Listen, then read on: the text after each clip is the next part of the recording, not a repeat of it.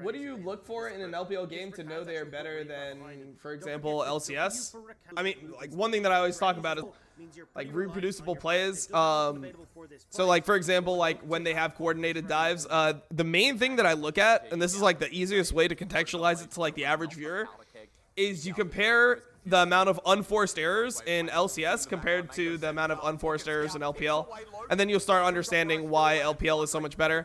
Because a lot of the times when like LCS players make mistakes, like if you just watch LPL and you just watch as like a complete layman, and you're like, how many times are people just getting caught? Like they're just somewhere where their team is not around and one player just dies, and then the enemy team gets complete control of the map because one player dies for free.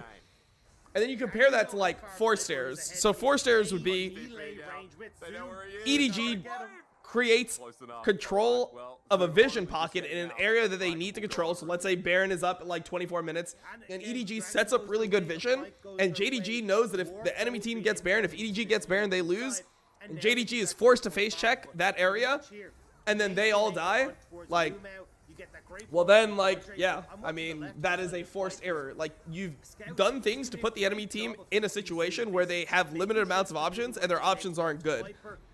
Like, when you watch LCS, there's a lot of people getting caught. There's a lot of, like, unforced errors where people don't need to do things. So even if they think, oh, maybe they have to contest something, they have, like, weird priorities of, like, you know, like people will just like suicide for a red buff randomly, or you know, like people will start a Baron that they don't need to start. Like they're not in a situation where they are gonna lose the game guaranteed, and they have to flip a Baron, and they'll flip a Baron and then lose. Like all these types of things are the reason why I think LCS is behind. So yeah, I think that's the easiest way to like explain it to you from like how I see it.